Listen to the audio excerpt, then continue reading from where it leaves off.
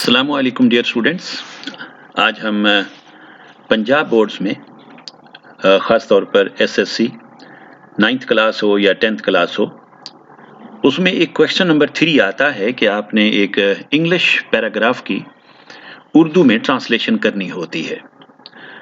बस 9th में ये होता है कि 3 पैराग्राफ्स आते हैं, आपने उसमें से 2 ऑप्ट करने होते हैं, और 10th क्लास में चूँकि इस क्वेश्चन में चॉइस नहीं होता, एक ही पैराग्राफ होता है और आपने उसी की ट्रांसलेशन करनी होती है।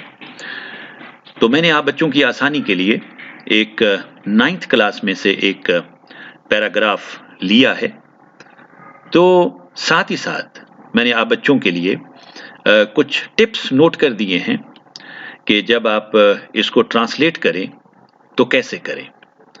तो सबसे पहले कोशिश कीजिएगा कि उस पैराग्राफ में मौजूद जितने भी वर्ब्स हों उन्हें अंडरलाइन कीजिए, अपने क्वेश्चन पेपर पर कर लीजिए। चूंकि ये इंग्लिश का पैराग्राफ आपने अपनी आंसर शीट पर नहीं लिखना, तो नो प्रॉब्लम। तो सबसे पहले ये देख लीजिएगा, यहां पर एक वर्ब है इज फेसिंग। यहां से आप बच्चों को पता चलेगा कि मैंने जब इसकी ट्रांसलेशन करनी है तो किस टेंस में करनी है, किस जमाने में करनी है, प्रेजेंट है, पास्ट है, फ्यूचर है, और यह कौन सी स्टेट है, यानी कंटिन्यूअस में मैंने करनी है, परफेक्ट में मैंने करनी है, क्योंकि यही चीज इसमें कीमती है। तो यहां देख लीजिएगा 4th फॉर्म है, तो रहा रही रहे आपके आंसर में जरूर आएगा। यहां पर देख लीजिएगा हैव फॉरगॉटन, और आपको पता है कि हैव जो है ये परफेक्ट के लिए आता है, चुका, चुकी, ये अल्फाज आप इसकी ट्रांसलेशन में लेके आएंगे। फिर हैड मेड, अगेन ये हैव की फैमिली है, परफेक्ट को जाहिर करता है। यहां पर देखिएगा कैन ओवरकम, कैन के बाद हमेशा फर्स्ट फॉर्म आती है, लेकिन कैन ये बता रहा होता है कि आप इस काबिल हो, यानी आपकी काबिलियत को जाहिर कर रहा है कि आप ऐसा कर सकते हो। और इसके तर्जुमा में सकता, सकती ये जरूर आएगा। कैन मेक, ये अगेन इसी तरह का एक वर्ब है जो हम कैन ओवरकम को डिस्कस कर चुके हैं। इज, ये आप बच्चों को पता है कि है के माना देता है, होता है ये भी इसका तर्जुमा हो सकता है। आर बाउंड टू, यानी यकीनी तौर पर ऐसा होगा, ये जो वर्ड है ना बाउंड, ये बता रहा है कि यकीनी तौर पर ऐसा होगा, और ये एक किस्म का प्रेजेंट को शो करता है। तो ये सब कुछ सीखने के बाद ये तो हो गया कि मैंने अंडरलाइन द वर्ब्स, ये आप बच्चों को बता दिया और वर्ब को समझा भी दिया, आपने समझ भी लिया कि मुझे ऐसा कैसे करना है।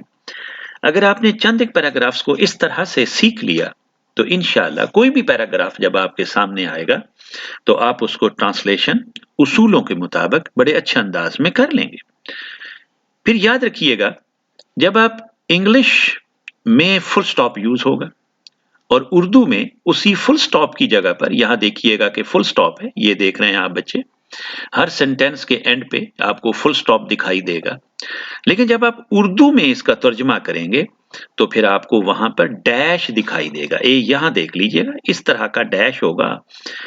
इसके अलावा बाकी जितनी भी अलामात हैं, यानी साइंस हैं या सिंबल्स हैं, ये देख लीजिएगा, ये कॉमास हैं, डबल कॉमास हैं, तो आप उर्दू में भी डबल कॉमास लगाएंगे।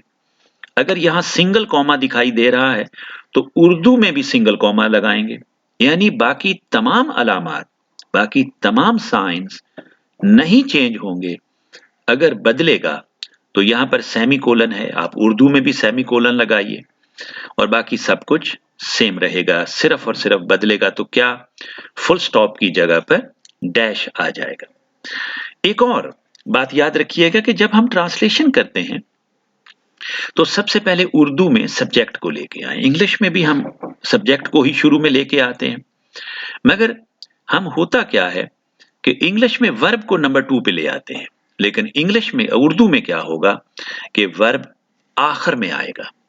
अब जरा हम इस पैराग्राफ की जब ट्रांसलेशन देखेंगे तो हमारे लिए ये समझना और आसान हो जाएगा। मैंने एक स्टूडेंट बन के आपके सामने इस सवाल को सॉल्व कर दिया है, उसी तरह देख लीजिएगा। Answer in the middle of the page मैंने बॉक्स बनाया ताकि मेरा एग्जामिनर बहुत अच्छे तरीके से समझ जाए कि मैं करने क्या जा रहा हूं।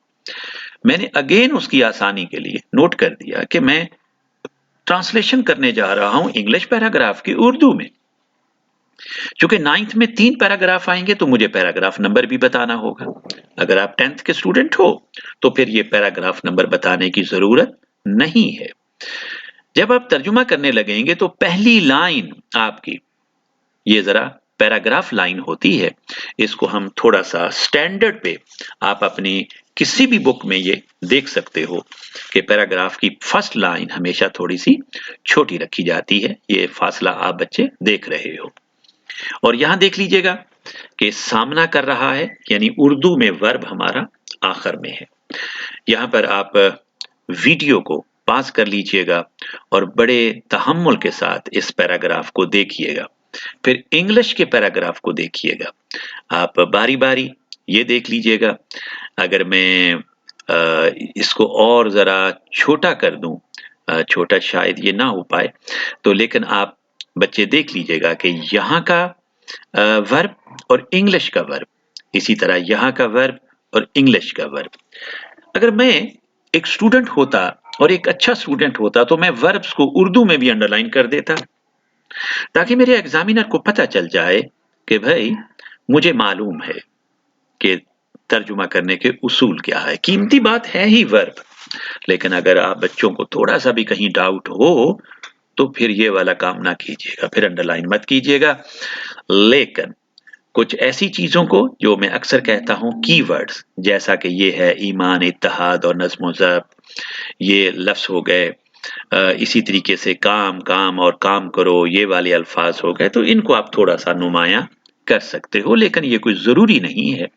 लेकिन बस आप बच्चों को थोड़ी सी बात ये याद करानी थी, तो वो जरा देख लीजिएगा। तो आप अपने पैराग्राफ को जरूर देखिए करें और आप अपने इसको जरूर चेक किया करें, तर्जुमा को।